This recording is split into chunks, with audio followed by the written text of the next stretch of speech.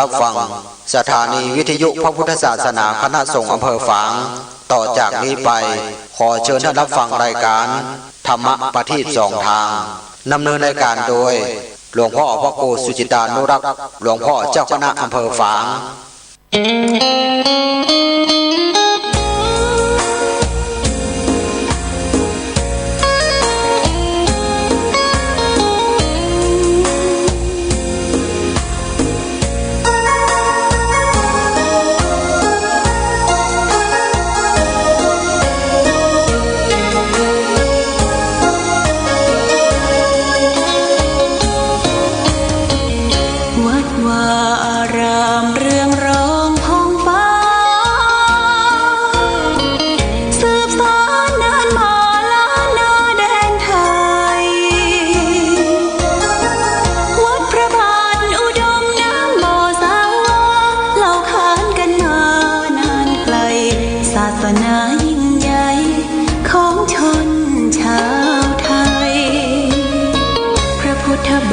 จำลองของพระ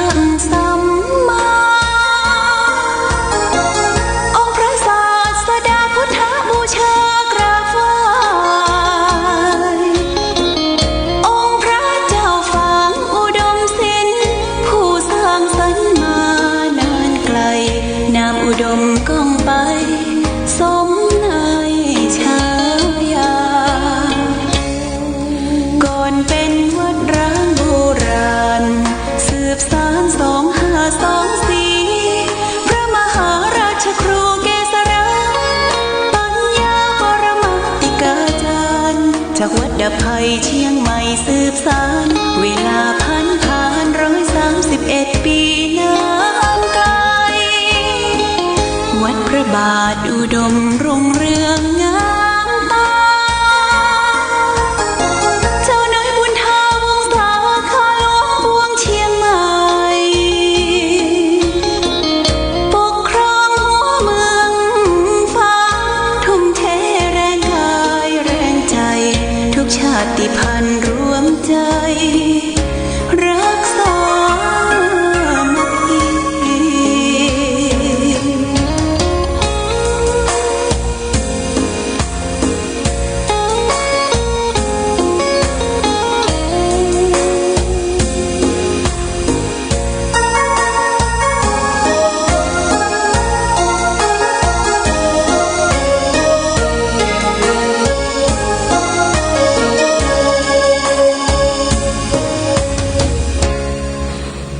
เป็นวัดร้างโบราณ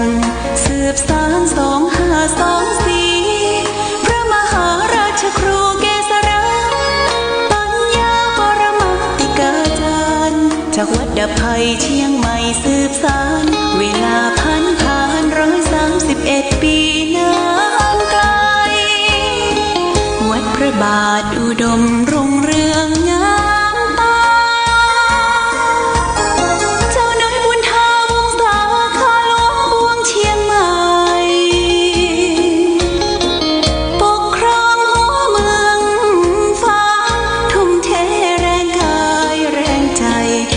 ชาติพันธุ์รวมใจรักษามัคคี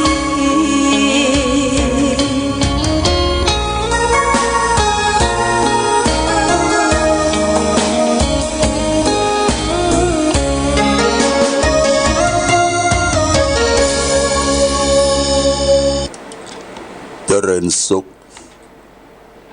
ศรัทธาสาธุชนญาติโยมท่านพุทธบริษัททั้งหลายวันนี้รายการธรรมะประทีปส่องต่างก็ได้มาพบปะกับพ่อแม่พี่น้องศรัทธาสาธุชนญาติโยมแห่งครั้งหนึ่งวันนี้เป็นวันพุธที่13เดือนมกราคมพุทธศักราช2564ซึ่งตรงกับเดือน4เหนือเดือน2ใต้ขึ้นแรม15ค่ำญาติโยมวันนี้เป็นวันเดือน4ดับเป็นวันพระวันศีล ญาติโยมอาจจะทำบุญสุนทานใส่บาตรญาติปกที่ไปวัดบ่ได้ก็เกิดกลางตากลางตางใส่บาตรพระสงฆ์องค์เนรธนุบำรุงพระพุทธศาสนาในช่วงนี้เป็นช่วงหน้าหนาวญาติโยมนะหน้าหนาวนี้เพิ่นก็ได้ทำเป็นคำกรสอนใจคือเราได้พิจารณาในคราวในตอนบทหนึ่งจากเจ้าจันหอมนิราชพระธาตุอินแขวนมาราคำฉันเป็นผู้ประพันธ์รางวัล4 ไร่ได้กล่าวว่าหนาวหนอหนาวคราวลมเดือน5หนาวเน็บอุราปวดฮ้อนหนาวหมอกหนาวเหมยลมเจยสะต้อนหนาวนักหน่วงค่อนกลางไผ่หนาวเน็บเนื้อบอดเต้าหนาวใจหนาวนอกหมอกไพรยังปอห่มผ้าหนาวในอกถึงปกห่อผ้าผืนหลวงยาววาบ่ฮ้อนญาติโยมท่านสาธุชนเดือน4หนาวหน้าเดือน5หนาวตีนหนาวมือแต่ว่าวันที่12เนี่ยเย็นแต่แตะเย็นมีลมหนาวเข้ามาแล้วก็มีลมหนาวเข้ามาแล้วก็ฟ้าฝนตกพ่องหมอกแผ่นดินลายเนี่ยญาติโยมเนี่ยบ้านเฮาบ่นักหมอกแผ่นดินลายก็ได้ทราบว่าต่างจังหวัดก็เหมือนกันมีความเหน็บความหนาวแม้แต่ในกรุงเทพพระมหานครก็ยังประสบกับความหนาวเพราะลมเนี่ยมันพัดผ่านมาทางเหนือแผ่กระจายไปทั่วแต่วันนี้ก็ปอยองแคนปอยองแคนขึ้นมาหนาวตีนหนาวมือหนาวหน้าหนาวตาความเหน็บความหนาวนี่มนุษย์เฮาเป็นสัตว์ฉลาดเนี่ยป้องกันได้บ่ใช่ว่าหนาวแล้วไปใส่เสื้อกั๊กตังในใส่เสื้อตังในไปกินเหล้าญาติโยมไปกินเหล้าทำให้มันฮ้อนในผ้าขัวบ่เอานอนสะเปะสะปะเหี้ยอะไรบางคนก็ตายลวดไปอย่างนั้นเสียดายชีวิตที่ตายลวดญาติโยมและเฮาที่ได้ทราบข่าวเป็นที่สังเวชเวทนาคนกินยาเคนมผงวะญาติโยมนะคนกินยาสูบยาเคนมผงส่วนมากจะเป็นวัยรุ่นหนุ่มสาวทำงานกลางคืนเป็นโคโยตี้เป็นคนเชียร์แขกเป็นคนทำห้องอาหารที่กรุงเทพสถานีวัดพญาไกรญาติโยมตายไป9 คนละประเดี๋ยวนี้นะบางคนน็อกก็ลวดไปเหียบางคนก็น็อกเปิ้นหามสู่โรงพยาบาลก็ยังปอช่วยเหลือเยียวยารักษาชีวิตไว้อยู่ดูคนนี่มันง่าวนะมันบันลวกต่อจริงๆมันลวกนะมันลวกมันจบการศึกษาสูงอ่ะแต่ว่ามันไปกินยานี่แหละไปสูบยาเนี่ยไปเครือกันบางคนก็เป็นลูกคนมีสตุ้งสตางแต่บางคนก็เป็นที่นี่น่าเวทนาเป็นไม่ยิงโคโยตี้ญาติโยมเป็นคนเชียร์แขกอย่างต่างๆมีคนหนึ่งอายุประมาณสัก25มีลูก3 คนตายละลูกตาเต้า3 คนตายละพ่อละแม่ได้สตางค์มันเอาตัวเองเนี่ยไปเสี่ยงทำงานกลางคืนแล้วได้สตางค์มาก็เอาไปให้พ่อให้แม่เลี้ยงหลานผลปรากฏว่าตายละลูกละเต้าเขาว่ายานี่มันผสมหลายอย่างญาติโยมเด้อผสมยาอย่างมียาเคเฮโรอีนเนี่ยเฮโรอีนแล้วก็มอร์ฟินแล้วก็ผสมยาไล่แรงยาหลายอย่างญาติโยมถ้าเขาเสพเขากินเข้าไปมันจะเคิมแล้วก็บางทีก็แสดงอาการหวาดกลัวแสดงอาการทำร้ายตัวเองตัวเก่าเอามีดมากรีดหน้าตัวเองก็มีนะอย่างเขาไล่สดออกมานะ แล้วก็บางคนก็นอนหลับยุบรวดไปกินแล้วบัดซาบกินเนอะเหมือนเหล้าญาติโยมเหมือนสุรามีนางหนึ่งเป็นแฟนอยู่กับผัวว่าไปทำงานเมื่อคืนมากับเมามาผัวมันก็พยุงเอาไปนอนเขาว่านึกว่ากินเหล้าบ่ใจกินเหล้ามันเป็นยาใหม่เนี่ยยาใหม่ที่เป็นพญามัจจุราชมาพร่าเอาชีวิตสัตว์มนุษย์ที่โง่เขลาญาติโยมนะเขาเรียกว่าโง่เขลาโมหะเขาครอบงำบ่ฮู้ตัวเองตัวเก่าหลงไหลคลั่งไคล้ยามาใหม่เนอะยาคือว่ายาเคนมผงผสมไปด้วยสารพิษต่างๆนะกะเฮโรอีนก็ปอมละกะยาเคยาอย่าผสมหมด 4-5 อย่างผสมไปก็คนเขาไปเสพไปกินแล้วก็ทำลายชีวิตเสียดายชีวิตมนุษย์คนเฮาที่เกิดมาไปทำลายตัวเองตัวเก่าเฮาเกิดนี่ยากนะญาติโยมนะบ่มีบุญบ่ได้เกิดกิจฉามนุษย์สะปฏิละโภการได้เกิดมาเป็นมนุษย์เป็นบุญญาราภอันประเสริฐเพราะฉะนั้นญาติโยมป้องกันลูกหลาน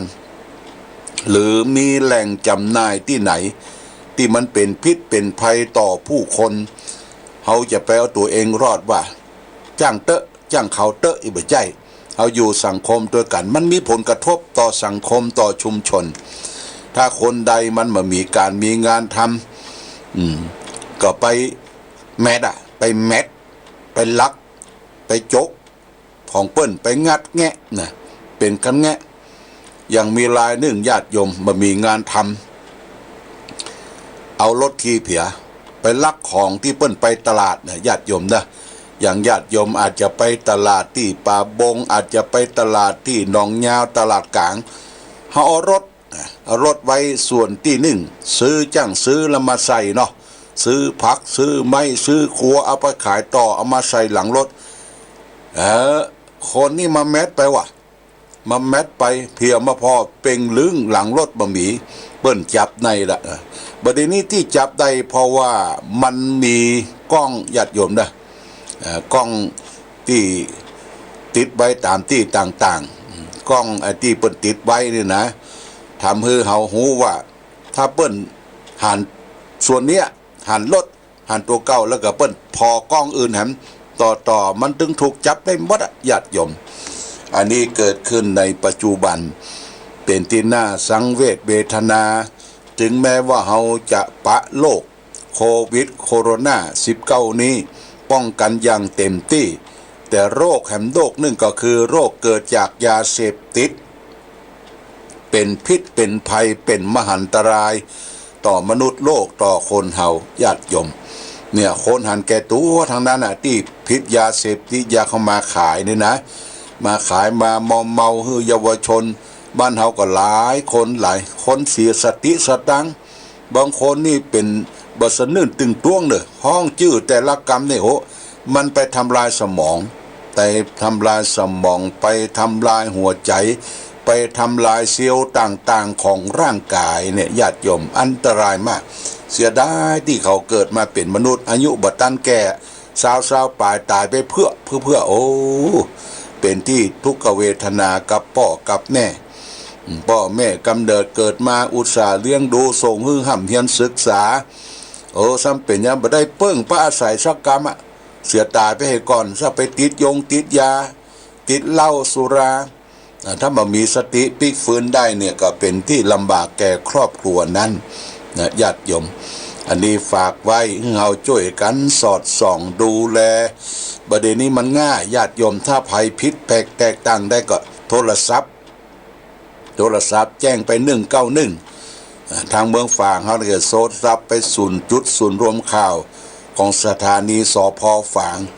053-451-148เนี่ยเปิ้นฮู้ละภัยเนี่ยอย่างที่ไหนนี่ก็เปิ้นมีสายตรวจตลอดทั้งวันทั้งคืนแล้วก็มีเรียกว่าป้อมยามทุกตำบลนะญาติโยมผู้พิทักษ์สันติราษฎร์ผู้ให้ความสุขสงบแก่ราษฎรพี่น้องประชาชนก็คือตำรวจทหารและหน่วยอาสานี่ก็มีความสำคัญนะ งูเข้าบ้านกาไอ้สัตว์ตายขึ้นบ้านกาเกิดลูกเกิดหยังมีภัยพ่อไปก็แจ้งกู้ภัยเนาะกู้ภัยบ้านเฮานี่ก็ญาติโยมก็ต้องมีเบอร์โทรศัพท์ของเปิ้นเด้อเบอร์โทรศัพท์กู้ภัยและสายด่วนจากโรงพยาบาลนี่ก็ต้องติดไว้ตามหน้าฝาตามหน้าบ้านหรือเมมไว้ใน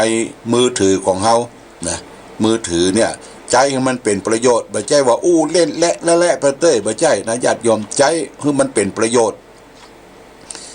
บางคนนี่ไปเลยไผก็ได้แต่ใจเวลาเมินเสียสตุ้งสตางค์โดยเฉพาะอย่างยิ่งสุภาพสตรีอันตรายญาติโยม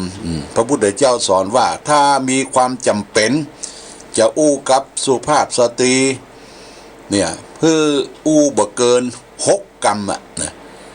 6 กรรมแล้วก็พระพุทธเจ้าว่าถ้าบ่มีความจำเป็นบ่ต้องไปบ่ต้องมันอันตรายและเกินกว่า6 กรรมไปมันสาธยายนะบางทีก็เพียกเปิ้นงามป้องยกยอเปิ้นงามแลถ่ายรูปออกแตะคนเฮามันจังมันจังแผ่ไปทำให้เกิดความทุกข์ความ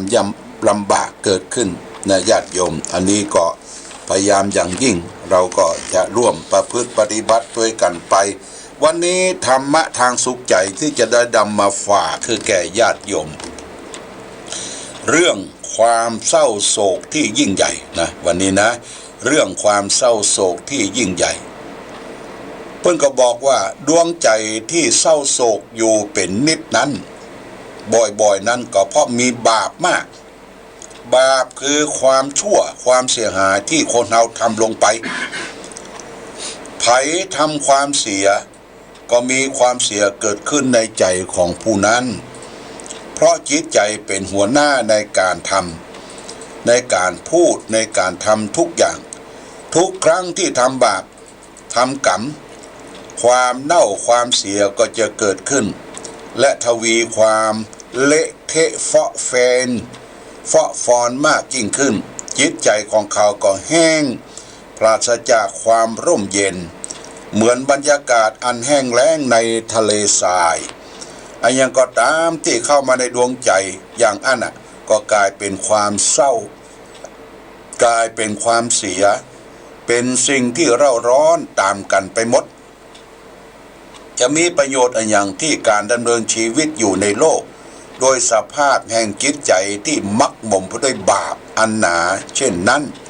มันเป็นภาวะอัปยศอดสูเหลือเกินถ้าคนเฮาเกิดมาเป็นคนกับเขาชาติหนึ่งโดยอำนาจบารมีแต่ปางก่อนแล้วที่ได้เกิดมาเป็นคนมาทำลายศักดิ์ศรีของตนเสียในชาตินี้บ่ใช่เพียงแต่เสียชาติเกิดเท่านั้นเพราะมันเกิดมาเพื่อทำลายความดีความสูญเสีย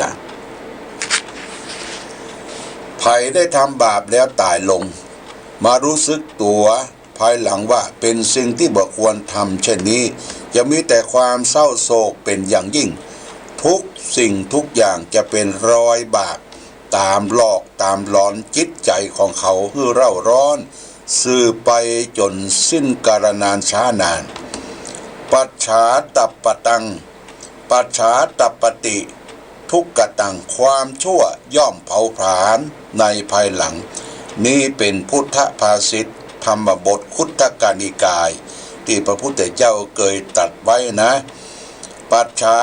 ตัปปติทุกขตังความชั่วย่อมเผาผลาญเกิดขึ้นในภายหลังเนี่ยญาติโยมความชั่วก็คือการทำบาปแปลว่าลามกญาติโยมเด้อบาลกลามกสกเจตบาปนี่ทำแล้วทำให้จิตใจเล่าร้อนนอกจากคนจิตใจที่มันบ่เล่าร้อนคือจิตใจดื้อด้านคุ้นเคยกับสิ่งที่ได้ทำความชั่วเป็นอาจินและประจำเช่นฆ่าสัตว์ตัดชีวิตลักเล็กขโมยน้อยยิบฉวยของบุคคลอื่นผิดลูกผิดเมียคนอื่นเขาและปลายบ่ปอก็เป็นคนปดมดเท็จวอกญาติโยมปดมดเท็จวอกยุไล่ใจลิ้นของตนเองเนี่ยเปิ้นหูอยู่ว่าเฮาปดมดเท็จสุดท้ายก็ ไปทำลายตัวเองตัวเก่าไปกินเหล้าเมายาสัมเบเลเทเมาบ่รับผิดชอบในการอยู่การกินการนวลชีวิตบ่ฮู้จักคุณพ่อคุณแม่คุณผู้เฒ่าผู้แก่ครูบาอาจารย์นี่คือการกระทำบาปความชั่วเพราะฉะนั้นญาติโยมท่านสาธุชนทั้งหลายสิ่งเหล่านี้บ่ใช่ว่ามันจะรับทุกกรรมในชาตินี้มันจะเป็นสันติตะสืบต่อไปทุกชาติทุกภพนะหรือเฮาล้มหายตายจากไปเขาก็จะแจ้งตั้งหลังหำละตายเสียได้ก็ดีโอ้มันเหมือนน่าอยู่ในโลกเนี่ยมันสร้างความเดือดร้อนให้แก่ตัวเองชุมชนสังคมครอบครัวตลอดถึงคนอื่นอยู่อย่างบ่มีไผไว้ใจนะญาติโยมนะอันนี้ฝากไว้คือเฮาเกิดมาทั้งทีพยายามทำดีให้มันได้จะตายทั้งทีขอให้ได้ฝากดีเอาไว้ทำดีไว้ให้ลูกทำถูกไว้ให้หลานทำความชื่นบานไว้กับประเทศชาติบ้านเมืองนี่เป็นสิ่งที่น่าอนุโมทนาญาติโยมท่านสาธุชนทั้งหลายในปี 2564 เนี่ยเราก็จะได้ร่วมด้วยช่วยกันบูรณะเจดีย์ของวัดพระบาทอุดมเด้อบูรณะเจดีย์ของวัดพระบาทอุดมประเด็นนี้ก็เริ่มสร้างกองทุนได้ติดประกาศเชิญชวนญาติโยมเป็นเจ้าภาพอิฐหินดินทรายบ่ดินกีแล้วก็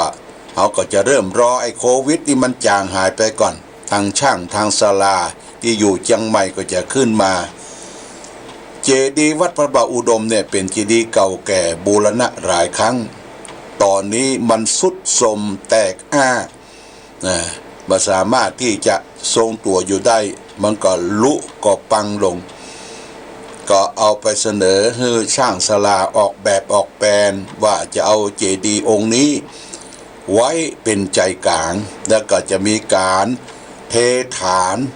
การสร้างคานตัดไปตัดมาห่อหุ้มเจดีย์แล้วก็ทำเป็นรูปแบบล้านนามีพระพุทธรูปยืน4 องค์พระพุทธรูป4 องค์นี่ก็เป็นพระพุทธรูปที่เกิดวันติดวันจันทร์วันพุธแล้วก็วันศุกร์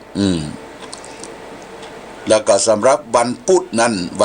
นก็มีเจ้าภาพเป็นต้นเป็นประธานทั้งซุ้มทั้งเจดีย์นี่ก็งบประมาณ150,000 บาทนะญาติโยมนะมีก็คุณโยมปราณี